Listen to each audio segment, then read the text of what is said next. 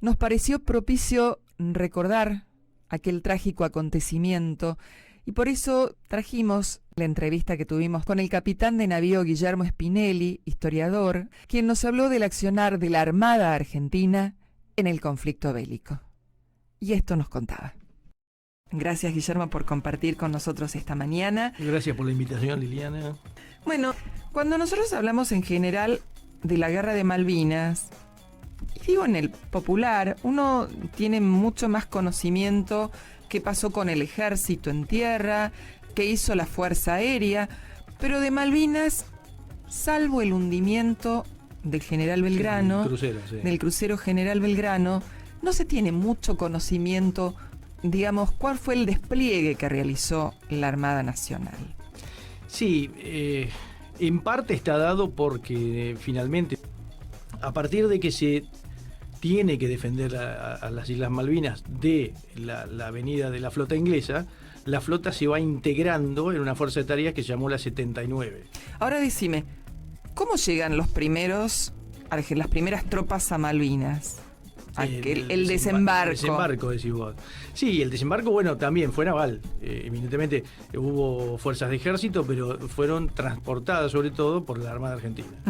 No operó ahí, por ejemplo, el portaaviones. Sí operó el rompehielos, y tipos 42, la Santísima Trinidad, el Hércules. Ahí habían operado durante el desembarco en Malvinas. Ajá. ¿Hubo participación también de buques mercantes o solamente...? En esa primera etapa de Malvinas no. Fueron con el buque tanque San Antonio, que tenía la Armada Argentina. Ahí va parte de las tropas del ejército, van en ese buque. Pero no actuaron buques mercantes. Después, durante la guerra, sí.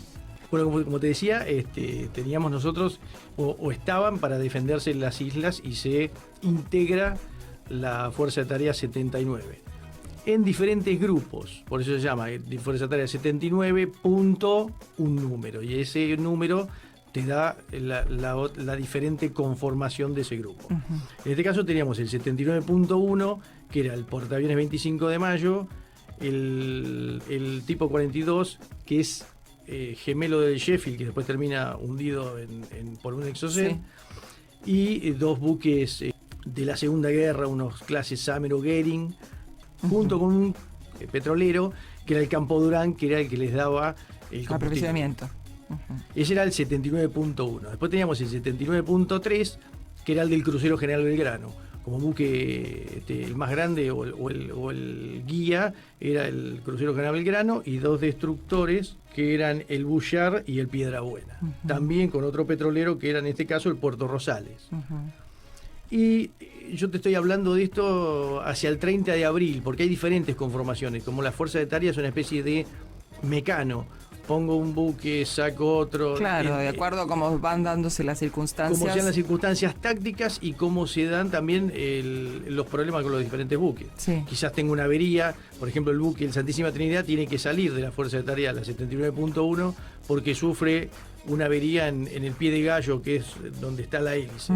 Entonces, ahí llegaba a velocidad máxima 18 nudos, tiene que salir de grupo porque todo el grupo queda a la velocidad del buque averiado, y entonces no sirve, entonces ese buque lo sacan. Y después teníamos un grupo, el 79.4, que eran las tres corbetas francesas, Drummond, Granville y Guerrico.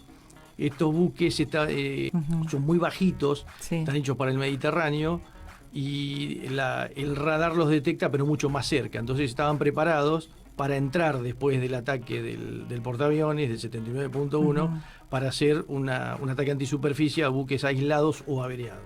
Antes que continúes con tu relato, todas estas naves que tenemos, estas embarcaciones, ¿de qué época son?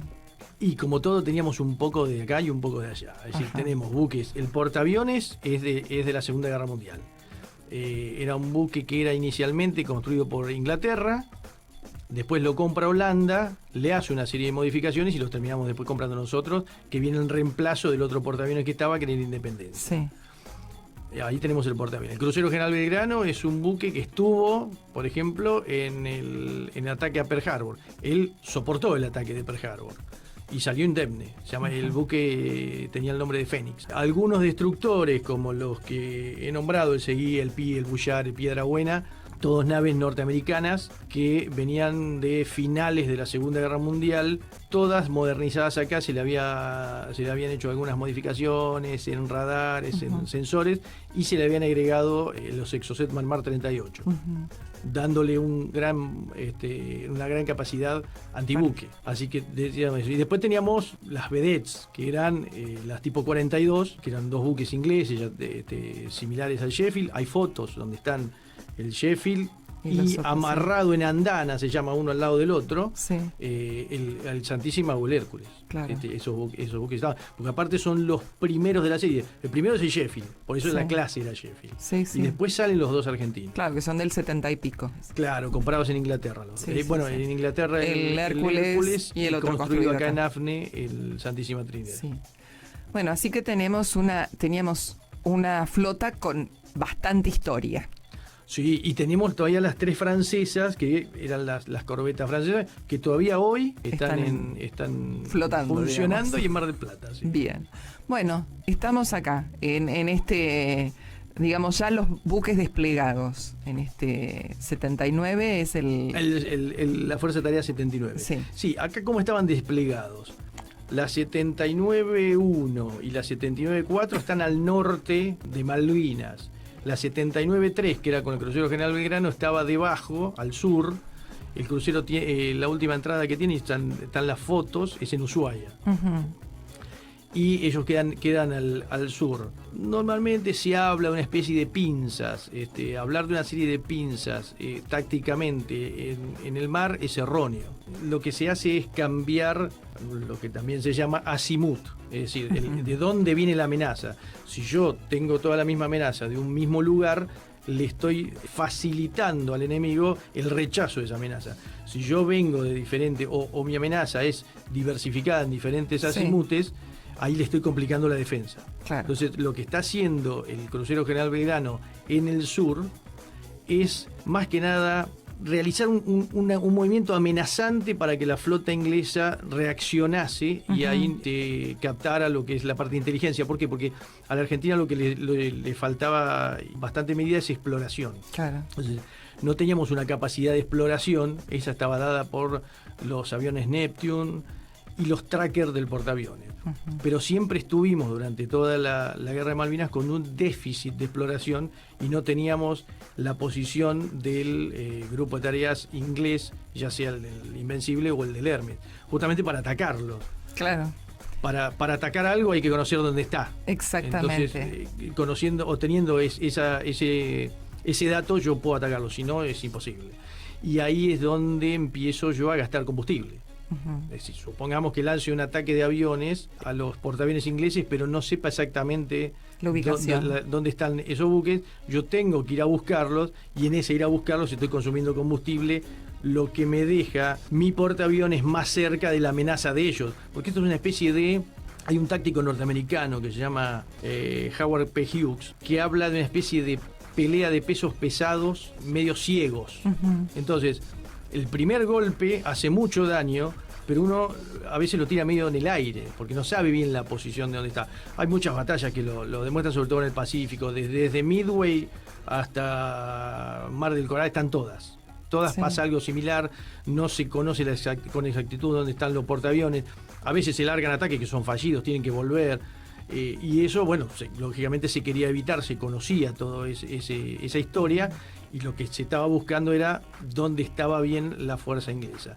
Por eso el 79-3 trata de que reaccionen los ingleses de alguna manera y ahí obtener datos y posiciones de buques ingleses. Claro, porque en cierta forma están, o sea, al responder develan su posicionamiento. Claro, sí. Conocido también el tema de, por ejemplo, el radar aire de Malvinas, que lo teníamos, que estaba desplegado, que ellos veían a los Harrier hasta un cierto punto y a partir de ese cierto punto ya no los veían más. Después de varios vuelos pudieron sacar una posición estimada del portaaviones que va a ser utilizada para el ataque de los Super Étendard desde el continente junto con 4A4 de Fuerza Aérea. Claro, lo que tenía que también nuestros pilotos volaban muy bajo Y entonces eso impedía la detección de los radares, ¿no? Al volar bajo... Se mezclaban con el... Claro, es como el horizonte visual. Claro. Uno queda debajo del horizonte inicialmente. Entonces, cuando quedo debajo del horizonte, el radar, estos tipos de radares, hay otro tipo de radares seguramente que se pegan, se llaman OTH, son detrás del horizonte. Entonces, esos siguen un poco, pero por una frecuencia especial. Pero los radares normales que yo utilizo en los buques, los de aire o los de control tiro, siguen lo que es la línea visual. Entonces, esa línea visual, el horizonte me lo oculta. Si yo vengo muy bajo o vengo bajo, el horizonte es como que me quedo debajo del horizonte y no me ven. También las características de nuestro mar en el sur, que es un mar tan bravo. Es bravo. Tan bravo. Es bravo. ¿No jugó a favor? A favor y en contra. En contra. En este caso en contra. Uh-huh. Pero es un tema de viento. Nos va jugando después porque, ¿qué sucede? A ver, tenemos los tres grupos ya conformados y posicionados. El 1 de mayo a las 4:42 se produce el bombardeo por parte de un avión Vulcan a la pista de Puerto Argentino. Eso es lo que abre las hostilidades. Hasta el momento se seguían, se conocían la posición, había vuelos de tracker donde se tenía contacto MAE. MAE es medida de apoyo electrónico, que significa que yo, para hacerlo sencillo, es como escuchar un radar antes de que el radar me vea a mí.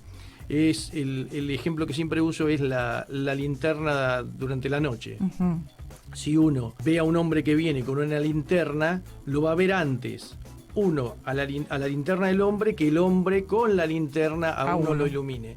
Es más o menos la misma, uh-huh. Se puede utilizar como ejemplo. Como ejemplo, sí. Entonces, se habían tenido contactos MAE con los aviones tracker, pero hasta el momento no había sucedido. Se estaban vigilando la flota, pero estaban viendo a ver qué pasaban también con la parte diplomática. Claro. Cuando se abre las hostilidades por parte de los ingleses con el bombardeo del Vulcan, que después es continuado con aviones Sea Harrier y Harrier y helicópteros a Puerto Argentino, ahí, el 1 de mayo de 1982, sucede que el alto mando argentino dice, bueno, están desembarcando en Puerto Argentino. Ese es el momento que esperaba la flota, porque se llama que está aferrado. Aferrado significa que estoy esclavo de un lugar, no me puedo ir de ese lugar. La flota inglesa se tenía que quedar por ahí, claro, porque estaban desembarcando, lógico. Tenía que proveer de defensa aérea y de apoyo aéreo, entonces no se podía ir muy lejos. Uh-huh. Eso facilitaba muchísimo lo que es la exploración argentina. Uh-huh. Ya teniéndolo cerquita, ahí ya, a partir de ahí, con un avión explorador, ya se tiene el dato justo. Entonces, en ese momento dice, listo, está esta fuerza aferrada, y se le da libertad de ataque a la 79-1 que estaba a cargo del almirante Walter Alara, que estaba embarcado en el portaaviones. El almirante, a partir de ese momento, da la orden de ataque hacia las 8 de la noche. Uh-huh. ¿Y qué pasa? Del 1 de mayo, en ese momento, las fuerzas se acercan a sus contrapartes inglesas para producir y lanzar un ataque al amanecer. El ataque al amanecer es porque la aviación argentina, el grupo aéreo embarcado en el portaaviones, no operaba de noche, el portaaviones no estaba capacitado para operar nocturno. Uh-huh. Entonces tenían que lanzarlo al amanecer. Sí operaban los trackers nocturnos, uh-huh. No operaban los A4 como fuerza de ataque, porque aparte después tienen que regresar y aterrizar, y el portaaviones era chico. Entonces los trackers siguen durante la noche con los vuelos de exploración, tienen a la flota inglesa y se espera para el amanecer del 2 de mayo poder lanzar el ataque aéreo. Y el ataque aéreo era lanzado por 6 aviones A4 que daban... El grupo aéreo completo eran 8 A4. 6 estaban pensados para ser utilizados al ataque del portaaviones ingleses, y 2 quedaban. Uno como tanquero, porque al regreso de esa fuerza de ataque, de esos 6 aviones que iban a atacar, que era el límite del radio de acción de los aviones, se esperaba que alguno viniese o con problemas o sin combustible, entonces teníamos uno tanquero y uno en reserva. Y se lanzaban esos 6 aviones para que llevaran 4 bombas cada uno. Los pilotos que salían sabían que era muy probable que no regresaran. Sí. El ataque está planificado con 6 aviones A4, uh-huh. de los cuales esperaban que 2 fuesen derribados antes de lanzar la bomba y otros 2 fuesen derribados después de lanzar las bombas. Eran 24 bombas en total, pero si vos te fijas, Liliana, tenemos, al fin y al cabo, llegan muy pocos aviones. Sí. Porque llegaban 4 aviones solamente, los otros 2 eran derribados por la defensa inglesa, ya sean aviones Harrier o misiles o cañones, y llegan 4 a lanzar las bombas. Ahí tenemos 16 bombas. Y anteriormente la aviación naval argentina había realizado una extensa prueba de estadística. Sí. Entonces se conocía que de las 4 bombas, una pegaba. Entonces, si tenemos 4 aviones, pegan 4 bombas, y 4 bombas son suficientes como para sacar de combate. Eran 4 bombas de 500 libras con cola de frenado especiales para ataques rasantes. Es decir, tengo que frenar la bomba porque si no explota junto con el avión y produce averías en el avión. Claro. En este caso, al frenarlas, el avión pasa por arriba del blanco y la bomba impacta después. Teniendo 4, es muy posible que me saque de combate uno de los portaaviones ingleses o le produzca averías a los 2, que en ese caso sería lo ideal. Y casi definitivo. Claro. Porque los ingleses tenían solamente el Invencible y el Hermes. Ajá. Con esos 2 fuera de combate, el Invencible lo que hacía era cobertura aérea, proveía cobertura aérea a la flota. Y el Hermes, más que nada, lo que hacía era apoyo a las fuerzas en tierra y bombardeo. Sí.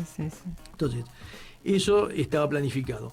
Pero ahí es donde el viento nos produce o el clima nos produce una mala jugada. En el día ese, ¿por qué? Porque acá viene el asunto del despegue del portaaviones. El despegue del portaaviones es muy diferente de lo que despega un avión en tierra. El avión en tierra acelera, empieza a tomar velocidad. Cuando toma velocidad, eso produce en las alas del avión el empuje, y el avión despega con ese empuje. Como yo en el portaaviones no tengo esa distancia para poder producir ese viento relativo, el viento relativo lo crean 3 cosas. Una es una catapulta a vapor, pero que no se tiene en cuenta porque es una constante, siempre la lanza siempre a la misma velocidad. Y después tenemos los vientos relativos, la velocidad del buque y el viento real meteorológico de la zona. Nos quedamos con el avión ahí a punto de despegar. A despegar.